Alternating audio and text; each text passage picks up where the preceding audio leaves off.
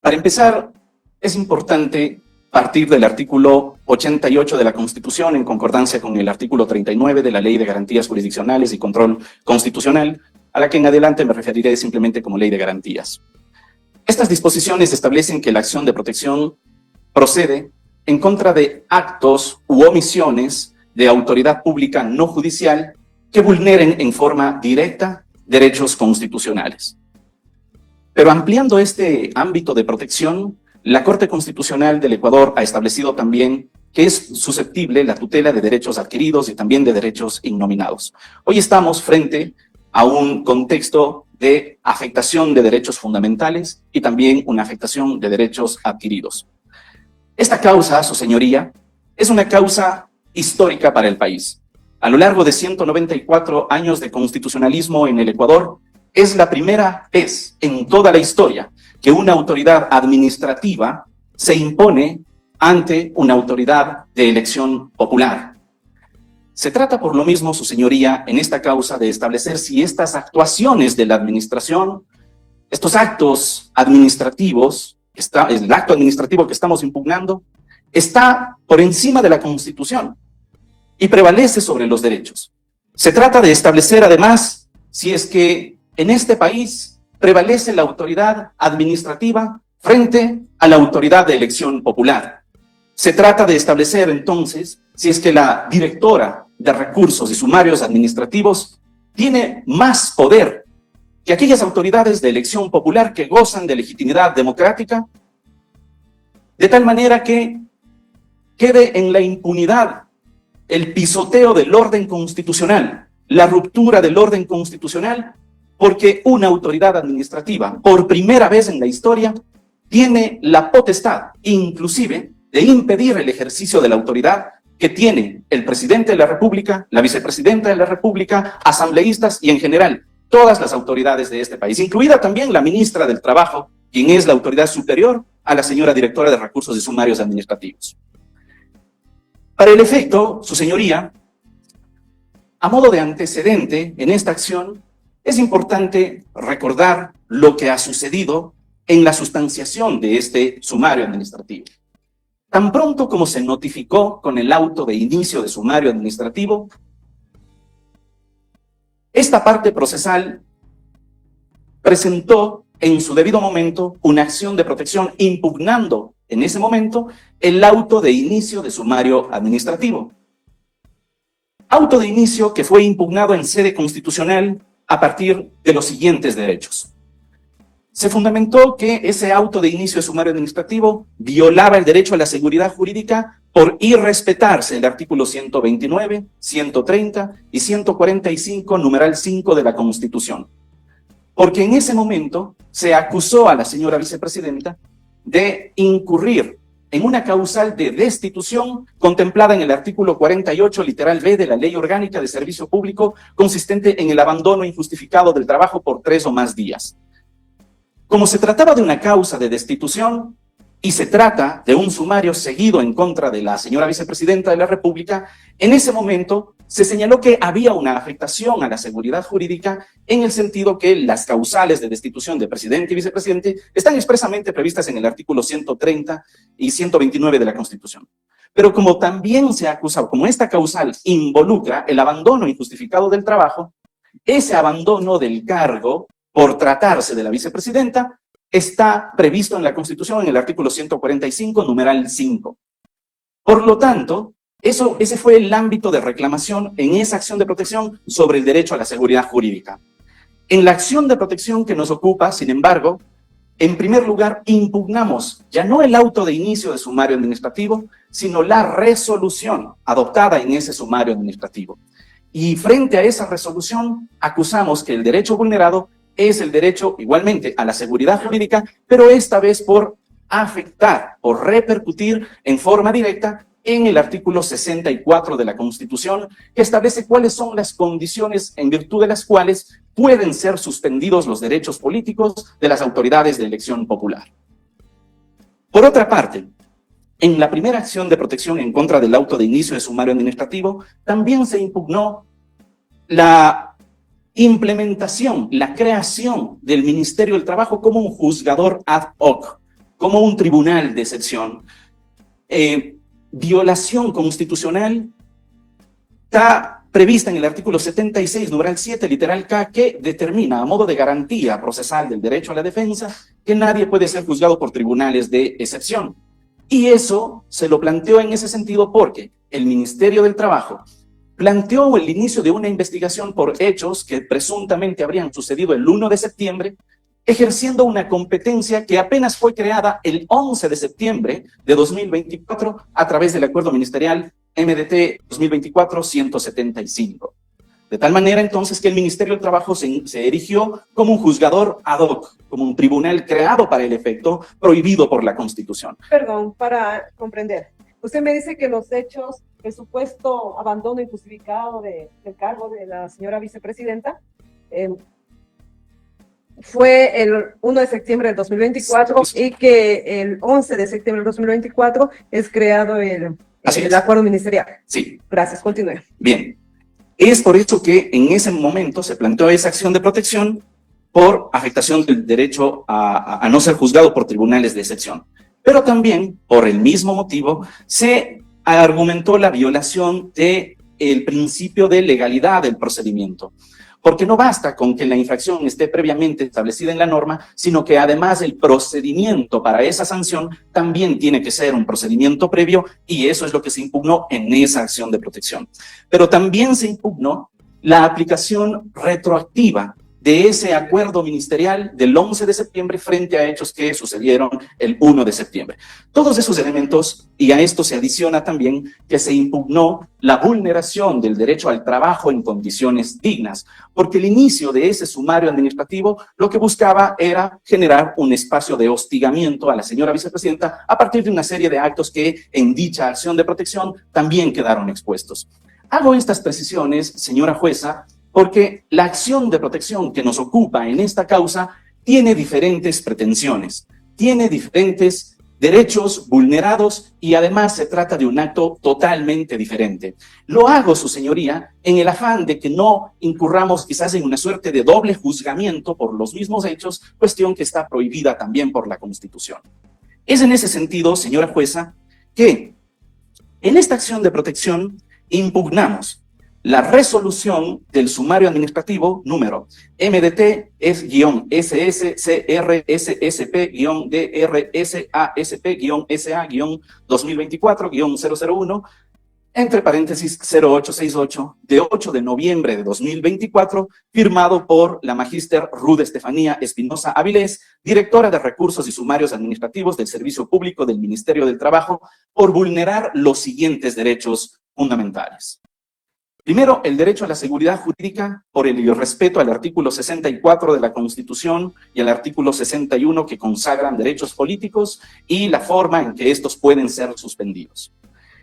Impugnamos además que esta resolución vulneró el derecho al debido proceso en las garantías básicas de 1. Aplicación de normas y derechos de las partes, garantizado en el artículo 76, numeral 1 de la Constitución.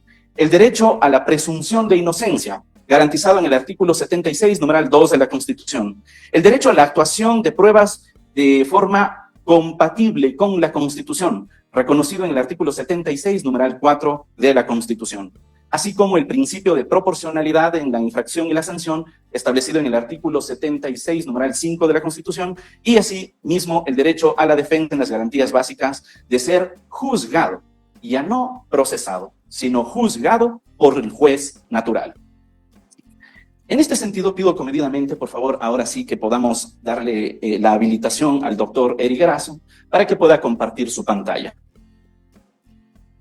Decía, vamos a empezar por esto último, el derecho a ser juzgado por la autoridad competente. Como lo hemos referido, en la acción de protección que presentamos en contra del auto de inicio de sumario administrativo, señalamos que había una afectación del derecho a ser juzgado por la autoridad competente y en ese sentido se estableció que esta autoridad competente tiene 3 fases en el ejercicio de su potestad. La primera fase es la fase de asignación de competencia. En este caso, una asignación de competencias establecida en el por el Acuerdo Ministerial 175 era una asignación de competencias cuyo ejercicio resultaba incompatible con el artículo 130 constitucional. Posteriormente, una segunda fase del ejercicio de la competencia tiene relación con la sustanciación.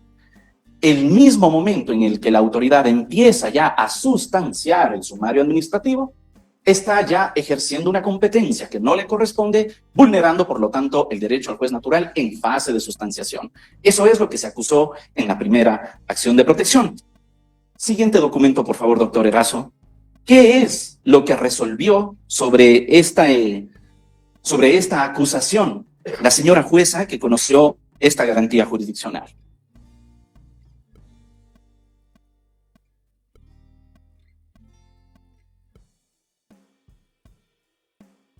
Página 38 de la sentencia. Página 38 de la sentencia. Nos dijo que se resolvió. Es totalmente falso manifestar que en el presente caso no exista una autoridad competente para resolver este tipo de procedimientos administrativos, recalcando nuevamente que no existe ninguna sanción aún, no existe ningún acto que pueda vulnerar un derecho constitucional, puesto que estamos recién en la fase de inicio de una actuación administrativa. Es decir, la acción de protección, a decir de la señora jueza que conoció esa impugnación, no procedía porque la señora vicepresidenta no había sido sancionada. ¿Y qué dice también esta sentencia en la parte dispositiva, página 73 de la sentencia? Nos dice... Por favor, un teléfono, ¿me está sonando? Gracias. Nos dice, séptimo, decisión. Se niega la acción de protección. Siguiente párrafo, dice, sin embargo de aquello, el Ministerio del Trabajo, accionados como entidad pública y sus funcionarios, todos sometidos a la Constitución y a la ley, no exentos de responsabilidades, deberán cumplir el régimen jurídico que tutela la investidura de la accionante, en aras de garantizar la estructura del Estado constitucional de derechos y justicia. Sobre este aspecto tenemos entonces dos conclusiones, señora jueza. Primero, que cuando se impugnó el ejercicio de la competencia en fase de sustanciación, a decir de la señora juzgadora, no era procedente porque todavía no existía una sanción. Y por eso se rechaza la acción de protección y exhorta al Ministerio del Trabajo a respetar la investidura que tiene la señora vicepresidenta. ¿Qué nos quiere decir con esto entonces la juzgadora? Nos quiere decir claramente que se debe de respetar el régimen constitucional que protege precisamente la investidura de la señora vicepresidenta, porque siendo ella una autoridad de elección popular, necesariamente debe de ser sujeta de un control político por parte de otra autoridad, igualmente de elección popular, que pueda vigilar sus actos y, consecuentemente, establecer la gravedad de las faltas en las que pueda haber incurrido. Sin embargo de esto, su señoría, a continuación vamos a producir una prueba audiovisual en virtud de la cual vamos a poder constatar cómo el Ministerio del Trabajo sostuvo el ejercicio de su competencia. Doctor Erazo, por favor, la primera prueba audiovisual. Solicito también se confirme si se puede escuchar. Te escuchamos. Pero ya que usted mismo entra al plano político, sabemos que mucha gente está tomando este tema desde la visión política. Y le hablo ahora a lo que le toca a usted. ¿No teme que la Asamblea la llame al Pleno a enjuiciarla a usted por, entre otras cosas, según algunas voces, extralimitar funciones? Mire, el Ministerio de Trabajo no se ha extralimitado. El Ministerio de Trabajo ha cumplido con una sentencia constitucional. Lo contrario hubiese sido lo siguiente, que al no cumplir con la sentencia constitucional de la sustanciación de este sumario administrativo, allí nosotros estábamos incumpliendo evidentemente una decisión de un juez, en este caso de una señora juez. Gracias. De lo que podemos observar, su señoría, y efectivamente consta en la resolución, por favor, doctor Erazo, proyectemos la resolución en la página 18. Efectivamente, el Ministerio del Trabajo, y como podemos constatarlo de la voz de la señora ministra del Trabajo, dicen que ejercen la competencia porque ha sido la señora jueza de primera instancia la que les dio esa posibilidad. Caso contrario, estarían incumpliendo una sentencia, dice la señora ministra del Trabajo. Y en el mismo sentido, en la página 18 de la resolución, en su parte pertinente, la directora de Recursos y Sumarios Administrativos dice: ha quedado demostrado que es la juez constitucional en la acción de protección presentada por la vicepresidenta quien otorga la competencia para continuar con el sumario administrativo. A decir entonces del Ministerio del Trabajo, el ejercicio de su competencia se fundamenta en la existencia de una sentencia en donde se cuestionaba precisamente ese ejercicio de la competencia. A decir del Ministerio del Trabajo, el ejercicio de la competencia nace de la jurisdicción, cuando la competencia nace de la Constitución y de la ley. Y sin embargo, señora jueza, es importante advertir aquí una situación. Esta parte, dentro de la referida acción de protección, al no estar de acuerdo con lo resuelto, presentó el recurso de apelación. Y al haber presentado el recurso de apelación, estamos frente a un efecto jurídico único, establecido en el artículo 24 de la Ley de Garantías Jurisdiccionales y Control Constitucional, que es la suspensión de los efectos de esa sentencia. El artículo 24 de la Ley de Garantías establece que las sentencias constitucionales deben de cumplirse, es decir, deben de ejecutarse, lo que sostiene la ministra del Trabajo, siempre y cuando el que apela es la parte accionada. En este caso, el que apeló fue la parte accionante. Doctor Erazo, por favor, proyectemos la sentencia de la Corte Constitucional. Específicamente, su señoría, sobre esto que acabo de mencionar, sobre el artículo 24 de la Ley de Garantías Jurisdiccionales y los efectos, la sentencia 61-20-S/21 de la Corte Constitucional dice lo siguiente, párrafo 32. Ahora bien, el artículo 24 de la Ley de Garantías dispone que la interposición del recurso de apelación no suspende la ejecución de la sentencia cuando el apelante fuere la persona o entidad accionada.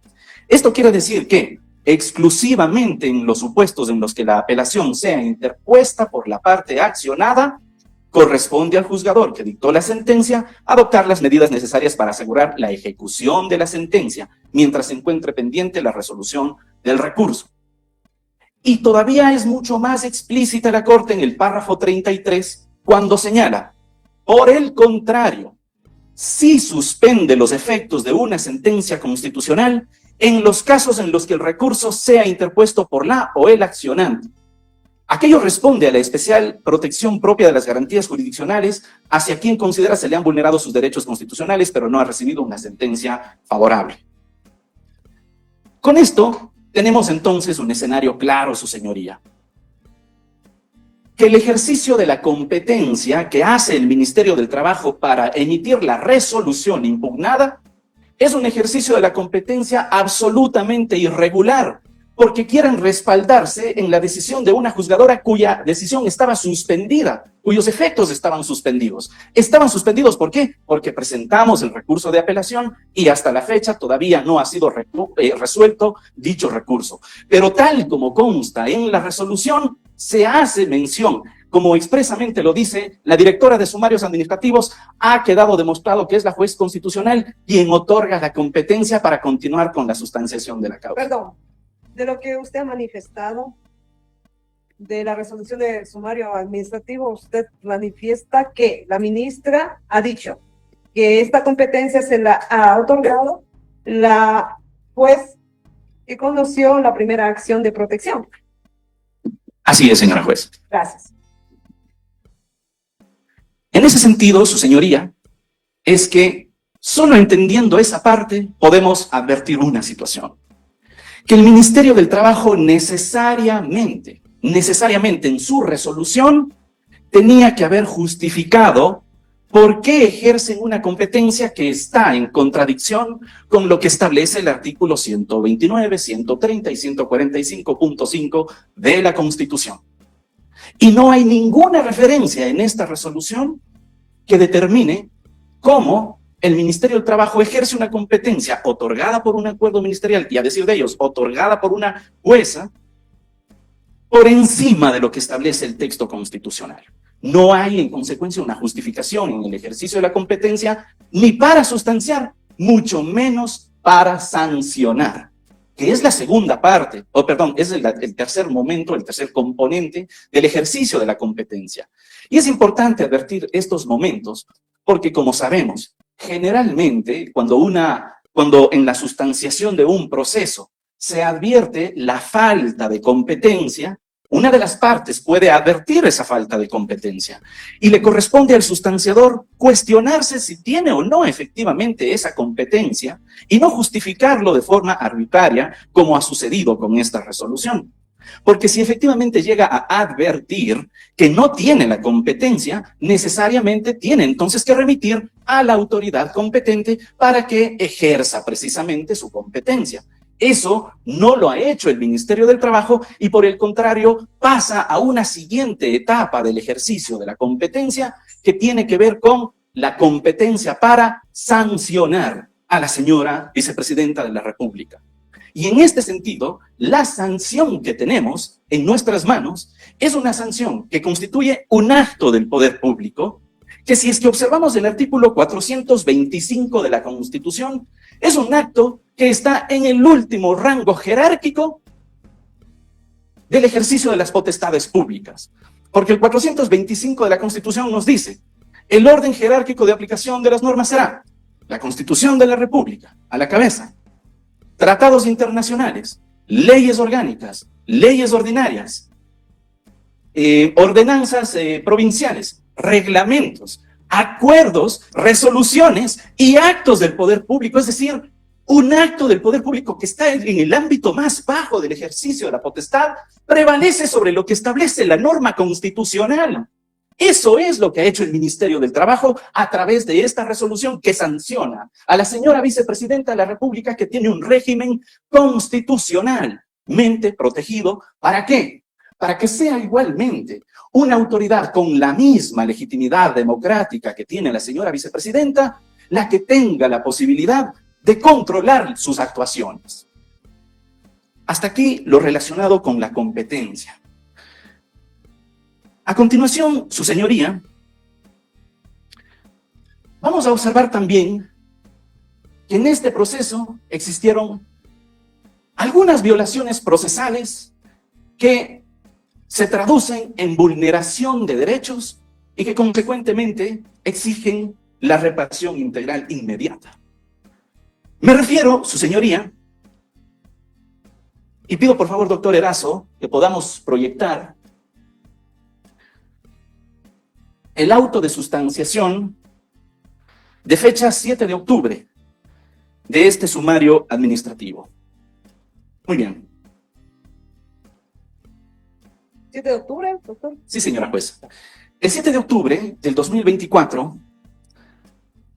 durante la sustanciación del sumario administrativo, está bien, en el acápite sexto, permítame hacer una breve referencia. En este auto de sustanciación se agrega el escrito de contestación al sumario de la señora vicepresidenta, así como la sentencia dictada por la señora jueza en la causa que habíamos mencionado. Y en el acápite sexto dice: córrase traslado con el contenido detallado en ítem primero del presente auto a la Secretaría Jurídica de la Presidencia de la República del Ecuador a través del magíster Stalin Santiago Andino González en calidad de Secretario General Jurídico de la Presidencia.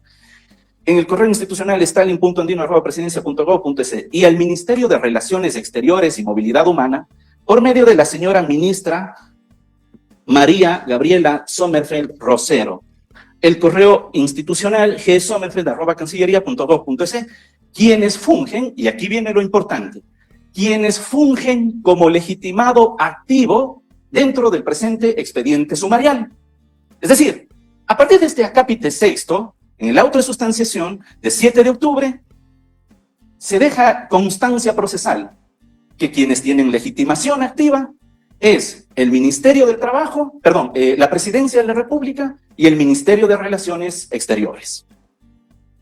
Sin embargo, doctor Erazo, por favor, compartamos la resolución, página 10. Sin embargo,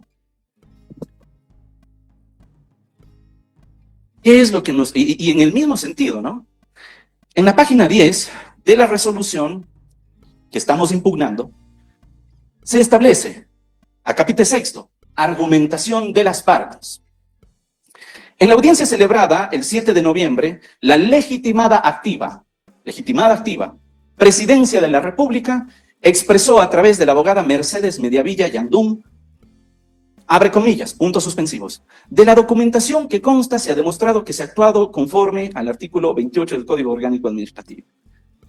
Es decir, la Presidencia de la República, al ser considerada como legitimado activo en la resolución, tiene referencias según las cuales habría practicado prueba documental.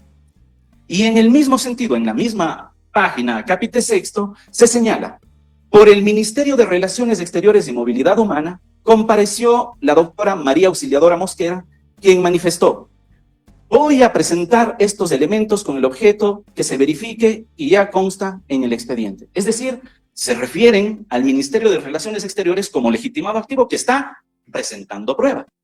Bien. Yo me pregunto, ¿por qué en esta resolución se falta a la verdad procesal?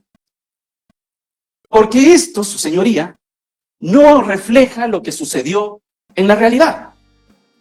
Estuve yo también presente junto con la doctora Dominique Dávila y la señora vicepresidenta de la República.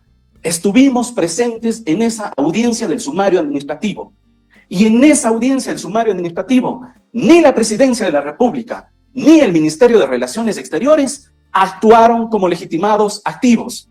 Es más, dijeron que no van a presentar ninguna prueba porque no son ni pueden ser legitimados activos.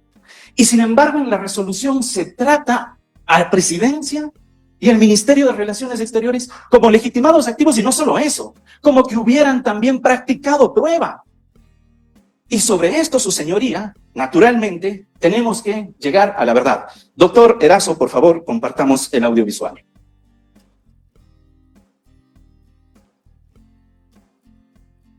Estimada rectora, muchas gracias. Nosotros como Presidencia de la República, y como señalaremos más adelante en nuestra intervención, no somos o no podemos ser considerados per se legitimados activos.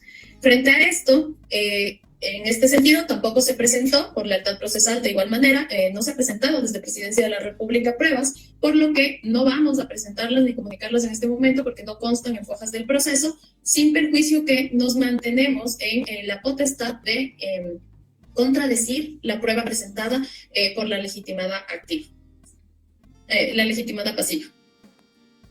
Gracias, estimada doctora.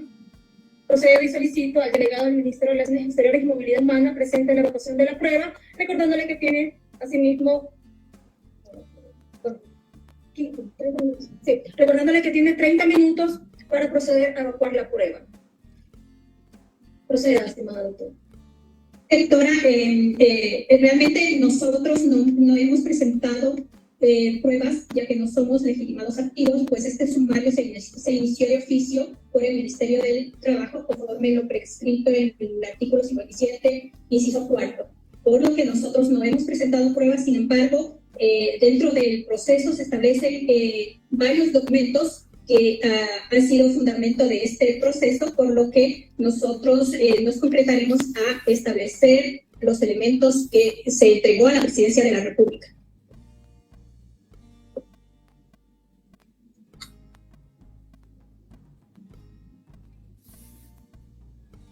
Ya, bien.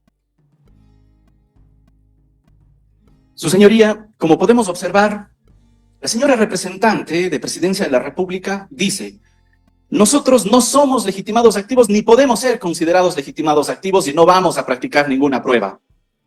Posteriormente le dan la palabra al Ministerio de Relaciones Exteriores y dicen: nosotros tampoco somos legitimados activos y no vamos a practicar ninguna prueba. Y resulta que tenemos una resolución de 7 de noviembre en donde se les trata como legitimados activos y como si hubieran practicado la prueba.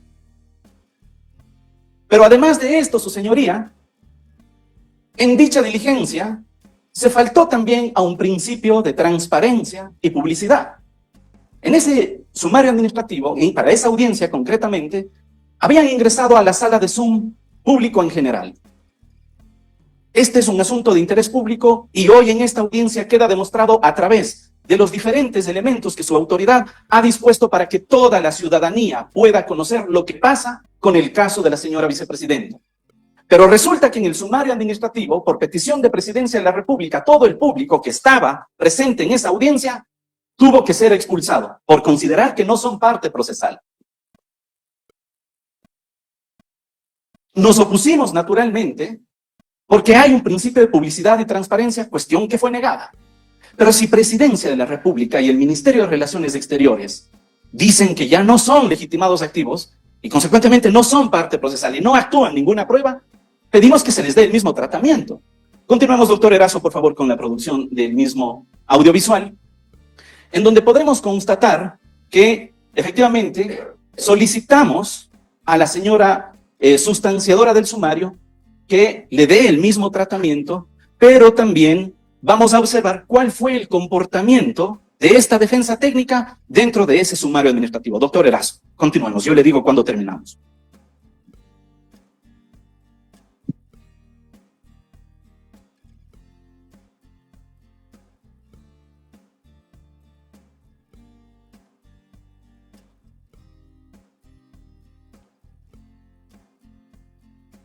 Disculpe, hay un error en la reproducción del video. Un segundo, por favor. Esperamos, por favor, su señoría, con su venia.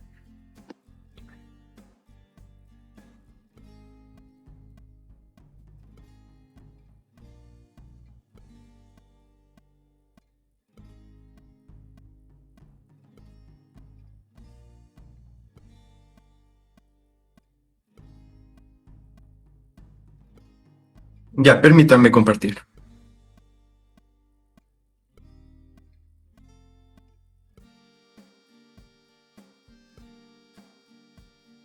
Establecer los elementos que se entregó a la Presidencia de la República.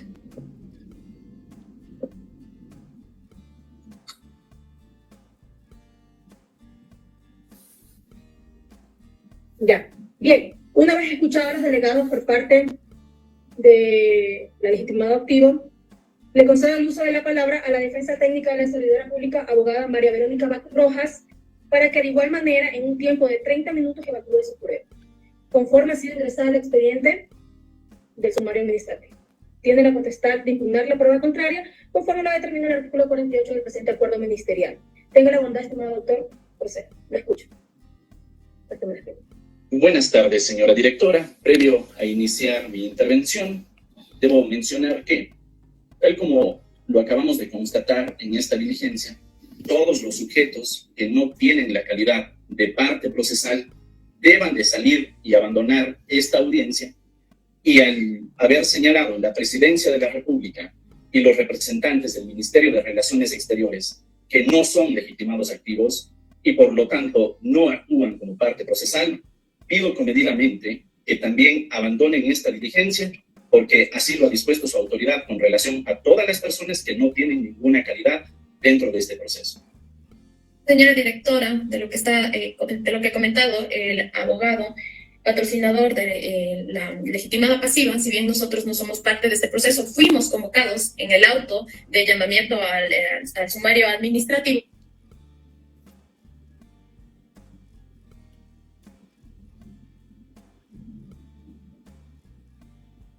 Presidencia trasladó en su momento al Ministerio de Trabajo, convocados en legal y de debida forma, y que únicamente señalaremos esta situación de conformidad a los hechos de lo que ha sucedido y de los documentos que se han trasladado.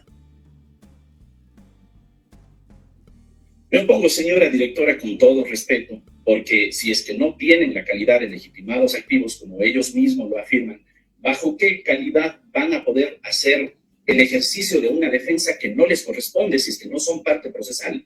Ciertamente ellos fueron convocados, pero acaban de decir que no tienen legitimación activa ni la Presidencia ni el Ministerio de Relaciones Exteriores. Por lo tanto, señora directora, no tienen nada que hacer aquí, y el momento en el que quieran intervenir, habiendo reconocido que no tienen la calidad de parte procesal, estaríamos permitiendo que se incurra en una irregularidad en este proceso.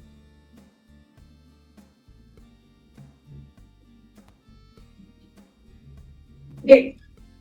Estimados delegados de la Secretaría de la Presidencia del Ecuador y de al Ministerio de Relaciones Exteriores y Movilidad Humana. Vuelvo y repito. Dentro, el 7 de octubre del 2024 a las 14:30, mediante providencia,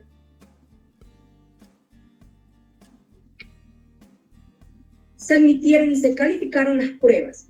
Es así que vuelven a pronunciarme y le indico.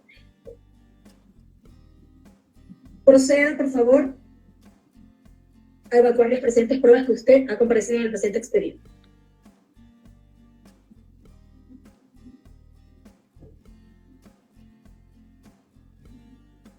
Perdón, Para poder...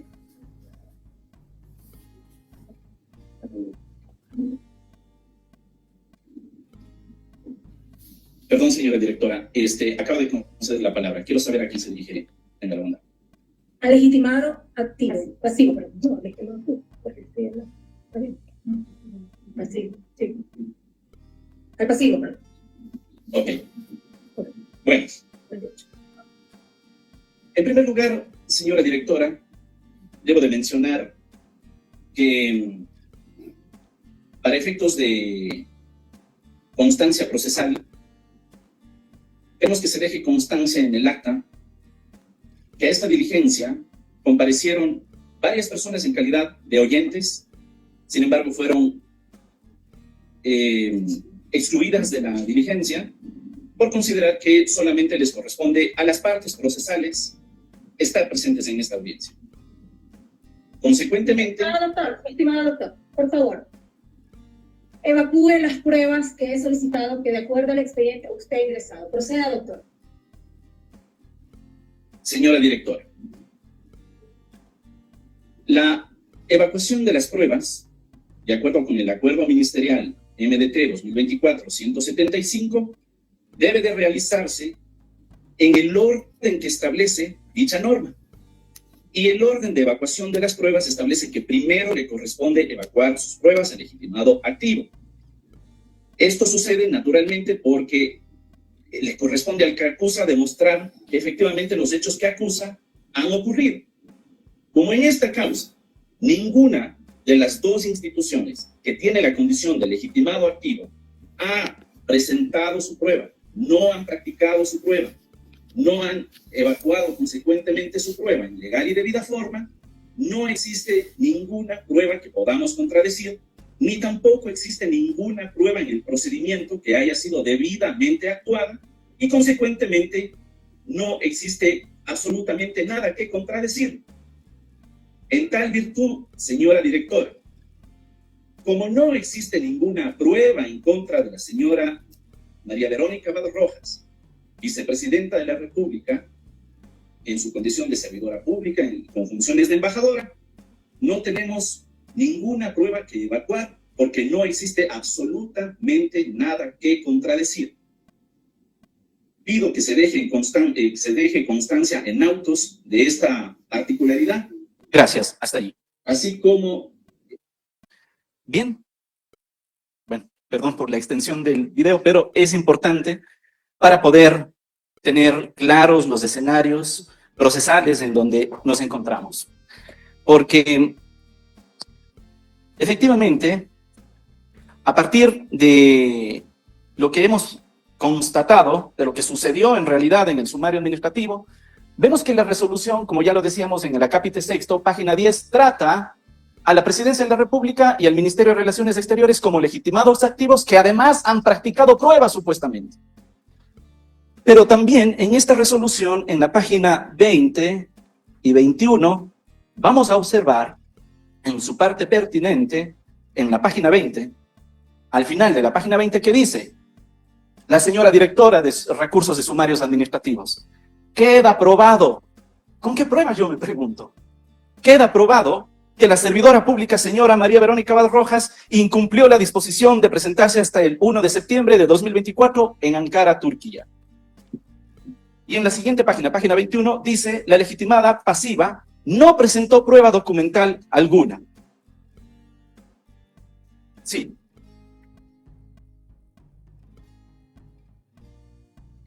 también se aprobaba que la señora Abajo se incumplió. Así dice la resolución. Sí, sí, sí, sí.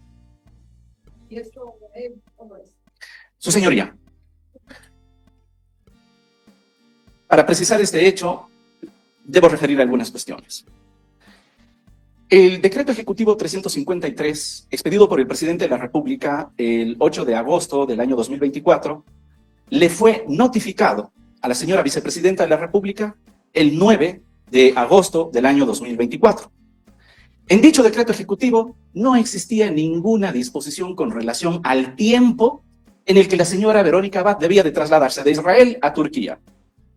Dicho decreto ejecutivo fue emitido con una finalidad, con la finalidad de precautelar, supuestamente según el decreto ejecutivo, la seguridad de la señora vicepresidenta. Mientras tanto, ¿qué es lo que sucedió? Continuó cumpliendo sus funciones en el Estado de Israel. Ahora bien, el Ministerio del Trabajo, en el mes de diciembre del año anterior, ahora mismo no tengo a la mano el documento, pero podría entregarle a su autoridad, y de hecho consta en el sumario administrativo, en la contestación que hicimos está la precisión de ese memorando del Ministerio del Trabajo. En el mes de diciembre del año anterior, como había inquietudes en el régimen jurídico aplicable a la señora vicepresidenta, Vicepresidencia de la República remitió una consulta al Ministerio del Trabajo para saber, bueno, ¿aplicamos la ley de servicio público o aplicamos la ley de servicio exterior porque le asignaron funciones de embajadora? Y el Ministerio del Trabajo se encarga de decirle a Vicepresidencia que cuando la señora vicepresidenta se encuentre en el ejercicio de sus funciones como vicepresidenta, le será aplicable la LOCEP, mientras que cuando se encuentre en el ejercicio de sus funciones como embajadora, le será aplicada la ley de servicio exterior. Este antecedente es importante para entender el tiempo de traslado de la señora vicepresidenta de Israel a Turquía, porque el artículo 123 de la Ley Orgánica de Servicio Exterior establece que cuando se dispone el traslado de un lugar a otro de los embajadores, ese traslado se debe de cumplir dentro de los 30 días contados a partir de la notificación. ¿Cuándo le notificaron a la señora vicepresidenta? El 9 de agosto. ¿Cuándo se presentó la señora vicepresidenta en Turquía? El 9 de septiembre. Es decir, se presentó dentro del término establecido en la ley. Ahora, ¿de dónde saca el Ministerio del Trabajo que ella tenía que llegar el 1 de septiembre, supuestamente? Sacan de un memorando en donde el señor viceministro de Relaciones Exteriores, el doctor Jaime Augusto Barberis, le pide a la señora vicepresidenta que para efectos de coordinación se presente hasta el 1 de septiembre, para efectos de coordinación. Y eso el Ministerio del Trabajo le toma como la disposición. Imagínense, el viceministro de Relaciones Exteriores dando disposiciones a la señora vicepresidenta de la República, por una disposición que, dicho sea de paso, estaría por fuera de los márgenes legales, porque como decíamos, el 123 de la Ley de Servicio Exterior les da 30 días, a cuenta de que viene una autoridad administrativa y dispone algo que no establece la ley. Solamente esto sucede entre el Ministerio del Trabajo, el Ministerio de Relaciones Exteriores, la Presidencia de la República, que son las entidades que saben que pueden pisotear la Constitución, como lo han hecho con esta resolución. Continúo, su señoría. Decía entonces que en página 20 y 21 el Ministerio del Trabajo dice que queda probado, sin que se haya practicado ninguna prueba, que la señora vicepresidenta no se presentó. Ahora bien, sobre este particular, ¿cuál es la incidencia constitucional que tiene esta parte de la resolución y todo lo que hemos comentado? El artículo 76, numeral 1 de la Constitución, establece que le corresponde a toda autoridad administrativa o judicial en todo tipo de procedimiento garantizar las normas y derechos de las partes. Esta garantía ha sido conocida por la Corte Constitucional como garantía impropia. ¿Eso qué quiere decir? Quiere decir que se trata de una regla de trámite, que cuando inobservamos una regla de trámite, tenemos necesariamente que verificar si es que esta inobservancia de la regla de trámite provoca una vulneración a algún derecho fundamental. Vamos entonces con la regla de trámite.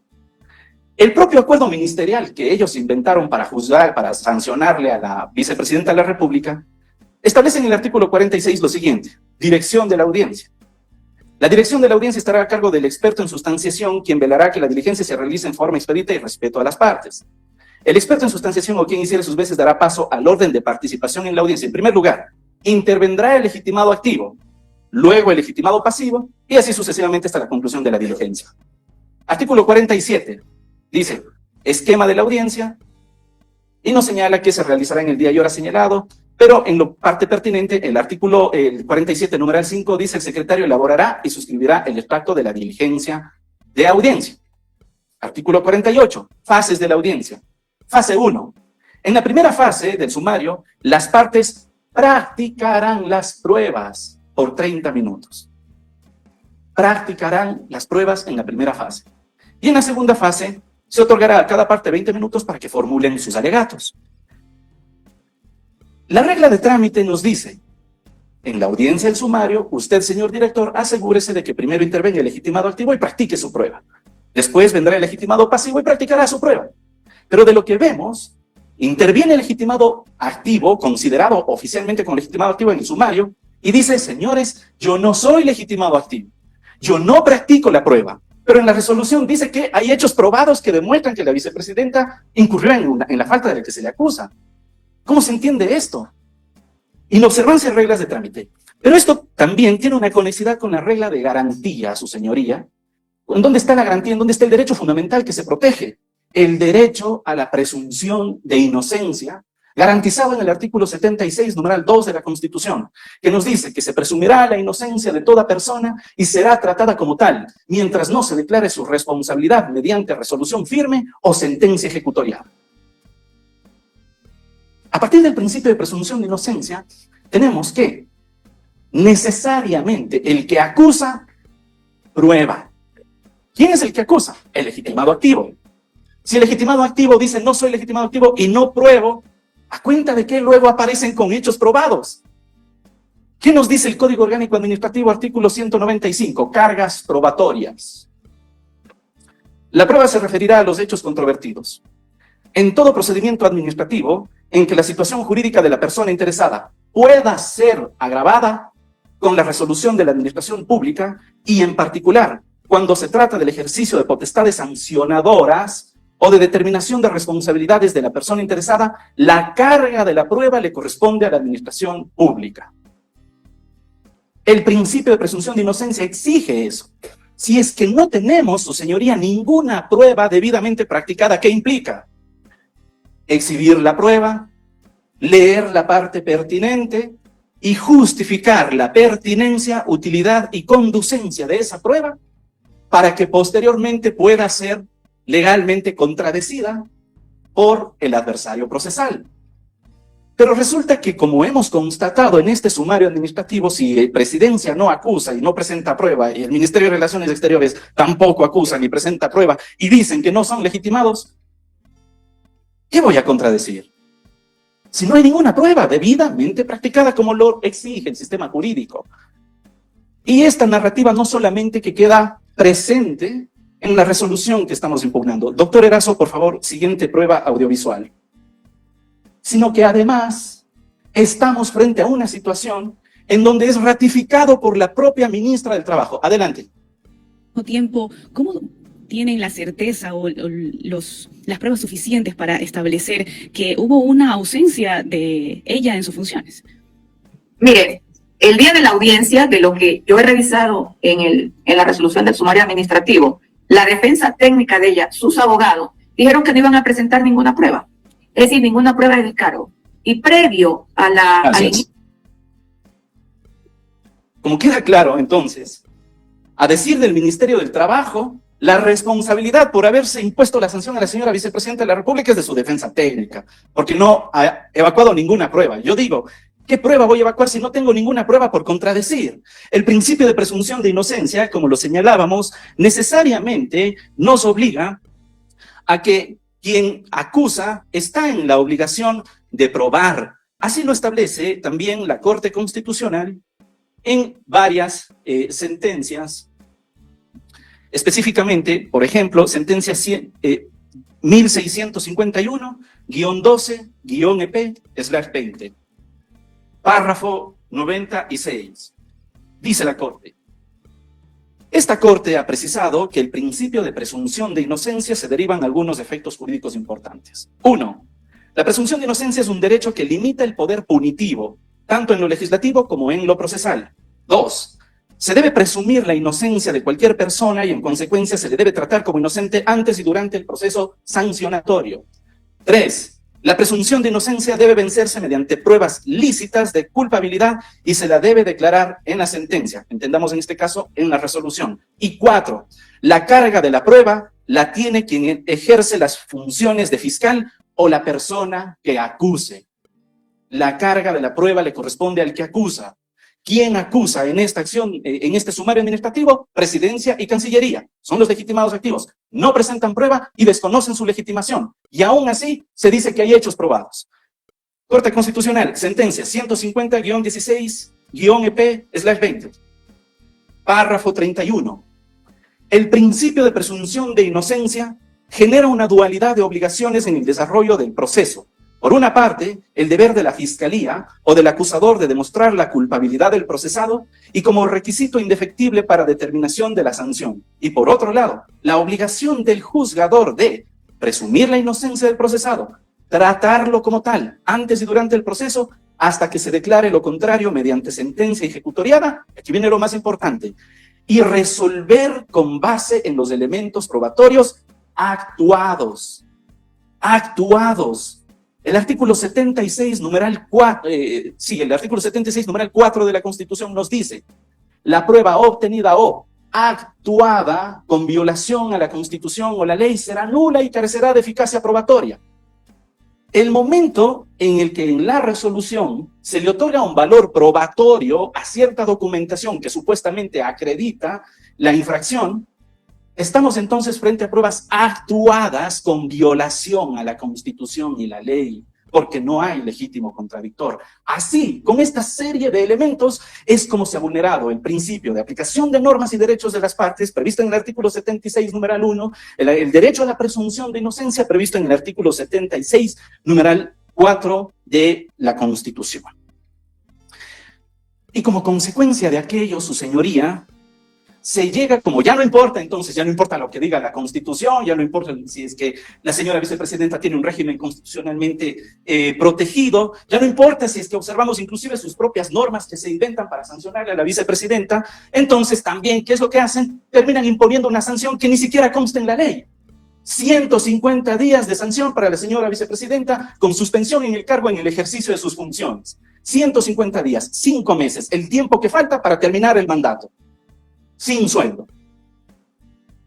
Ese es el grado de arbitrariedad. Y yo le invito al Ministerio del Trabajo a que en su contestación nos diga, nos exponga, nos exhiba públicamente, como lo hemos hecho, en dónde está la norma que le permite imponer una sanción de 150 días. La sanción de 150 días, ¿en dónde está?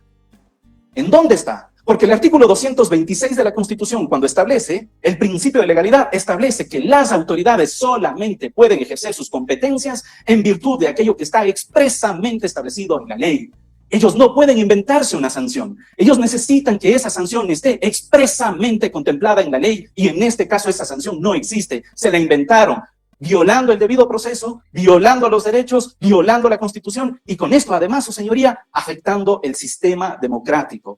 Y con esto quiero dar paso a mi colega de la Codefensa para que podamos observar cómo esta actuación tiene una incidencia también directa en el goce y ejercicio de los derechos políticos de la señora vicepresidenta y cómo además esto por conexidad perjudica el régimen democrático.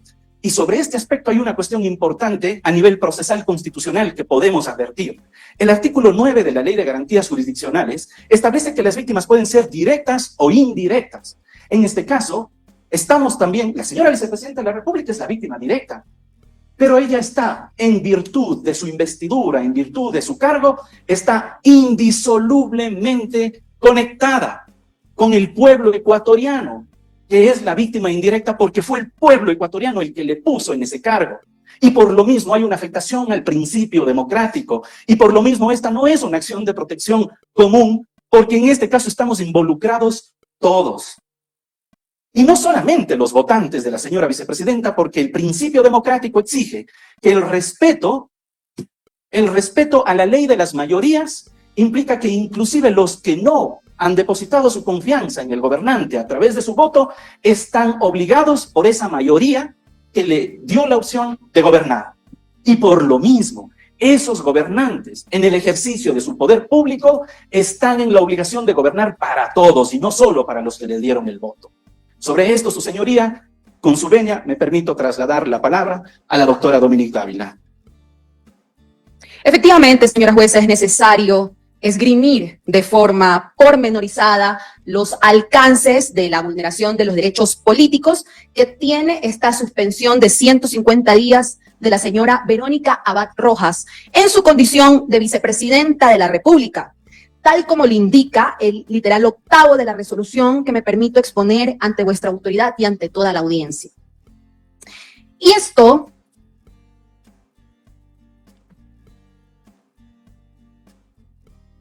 la resolución expedida por el Ministerio de Trabajo en la persona de la directora de Recursos y Sumarios Administrativos de esta cartera de Estado establece de manera literal en el punto 8º la sanción a la señora Verónica Abad Rojas, pero como lo dice en el resaltado, en su condición de vicepresidenta de la República, en un cargo de elección popular.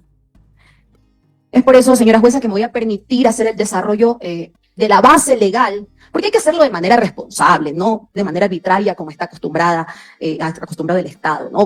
Hay que hacerlo con la ley en la mano, con la ley que nos rige, con la Convención Americana sobre Derechos Humanos del Pacto de San José, con la Carta Democrática Interamericana, con la Constitución de la República del Ecuador y con todos los pronunciamientos de la jurisprudencia internacional, como en los diversos casos donde han encontrado culpables al Estado, como por ejemplo Mejía versus Honduras, Castañeda Guzmán versus México, Yatama versus Nicaragua, o el caso López Mendoza versus Venezuela y muchísimos más, donde al parecer la cartera de Estado en el Ministerio de Trabajo pretende que el Ecuador esté en esta lista de sanciones internacionales, por lo que vamos a esgrimir.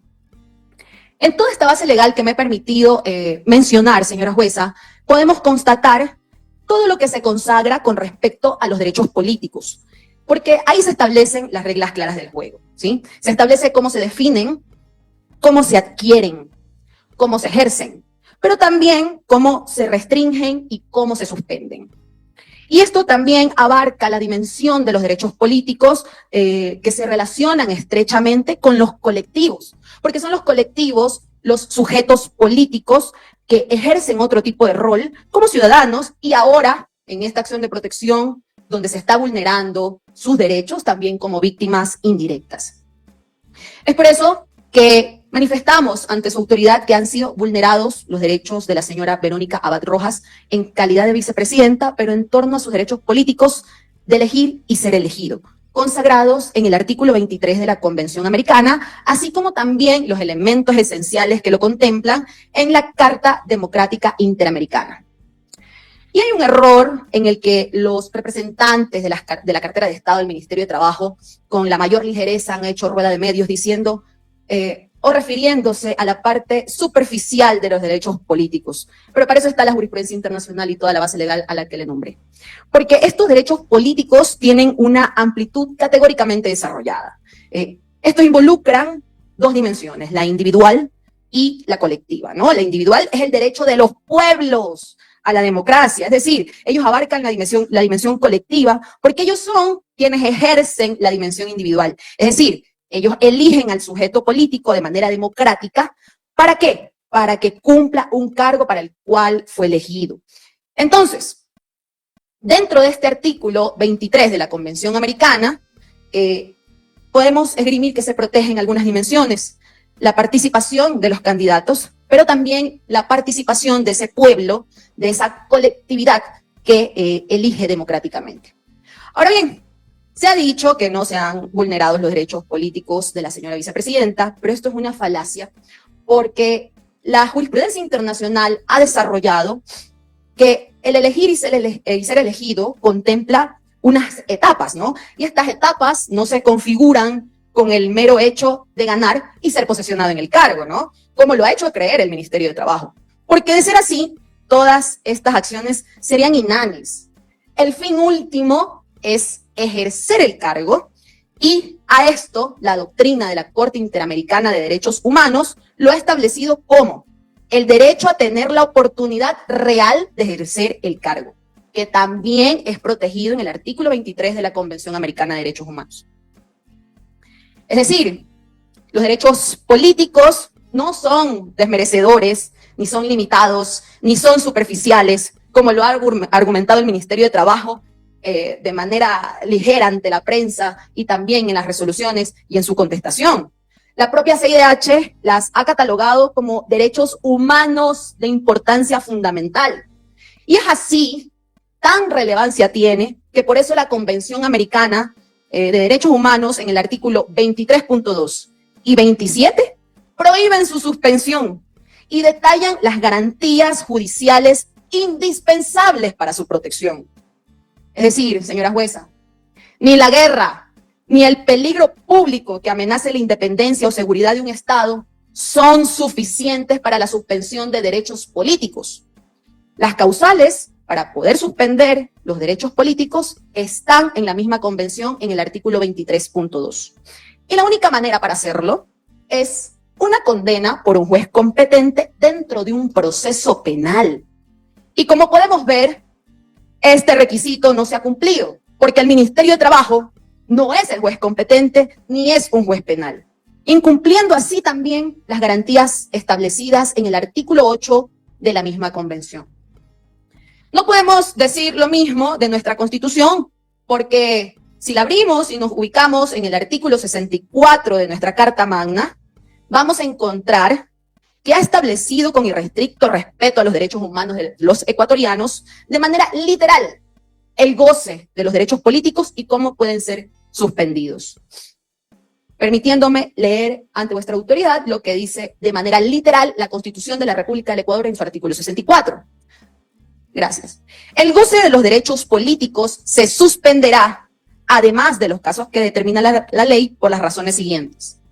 1. Interdicción judicial mientras esta subsista, salvo en caso de insolvencia o quiebra que no haya sido declarada fraudulenta. Y 2. Sentencia ejecutoriada que condene a pena privativa de libertad mientras esta subsista. Es decir, nuestra Constitución respeta los derechos humanos de los ecuatorianos, guarda armonía con el sistema interamericano de derechos humanos y con toda su jurisprudencia, contemplando así cómo es la única manera de suspender los derechos políticos y de las personas que los ejercen. Pero eso, señora jueza, y eso es una realidad, no significa que los derechos humanos no se puedan o no sean susceptibles de restricción, ¿no? Por supuesto, hay ciertos requisitos que se deben de observar y respetar, pero que en la exposición de la resolución del Ministerio de Trabajo no se reconoce, no se nombran, ni mucho menos se respetan. Incluso creería que hasta se ignoran, ¿no? Y esto en cuanto a la legalidad de la medida restrictiva. Esto quiere decir que debe de estar la sanción o la restricción que se imponga expresamente establecida en la ley. Y con respecto a esto, la sanción de 150 días en nuestro ordenamiento jurídico no existe. También hay que justificar la medida restrictiva y estas tienen que ser causas que sí, que justifiquen la restricción, pero que tienen que ser permitidas por la Convención Interamericana de Derechos Humanos. Es decir, volvemos al juez competente y al proceso penal. Y tienen que ser necesarias y proporcionales, razonables con los principios de la democracia representativa que rige nuestro país.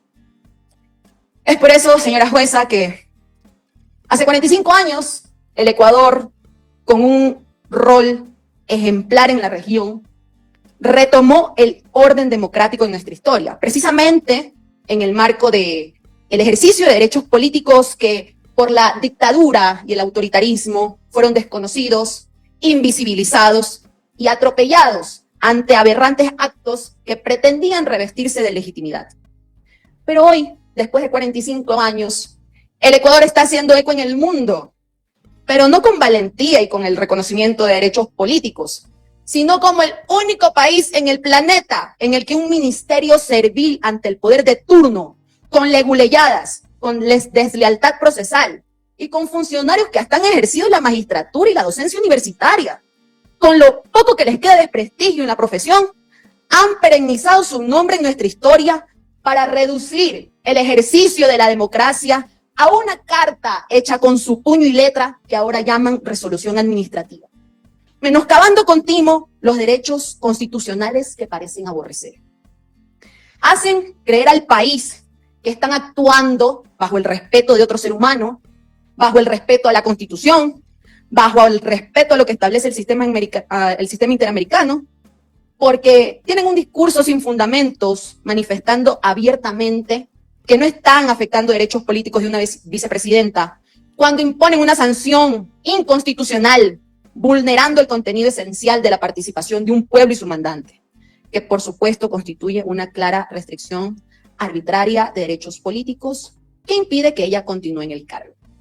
Por eso, señora jueza, ante su autoridad, solicitamos que se acepte la presente acción de protección y se declare que la resolución del sumario administrativo MDT SSCR SSP DRSASP SA 2024-001 del 8 de noviembre del 2024, firmado por Ruth Estefanía Espinosa Vilés, directora de Recursos y Sumarios Administrativos del Servicio Público del Ministerio de Trabajo, vulneró los derechos políticos, la seguridad jurídica, el derecho al debido proceso, a las garantías básicas, a la aplicación de normas y derechos de las partes, presunción de inocencia, actuación de pruebas en forma contraria a la Constitución, proporcionalidad y derecho a la defensa en las garantías básicas de ser juzgado por un juez natural.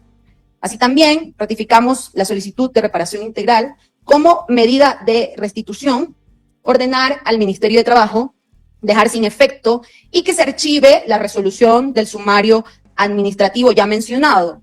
Así también la medida de satisfacción a la ministra de Trabajo, señor Ivonne Núñez, el ofrecimiento de disculpas públicas a través de un mensaje a la nación. Así también una capacitación de un programa de estudio no menor a 100 horas sobre teoría del Estado, Estado constitucional y garantías básicas del debido proceso. Y que se ordene al Ministerio de Trabajo que evite y denuncie todo acto de persecución o intimidación en contra de la señora Verónica Abad Rojas, vicepresidenta constitucional de la República del Ecuador. Gracias, señora.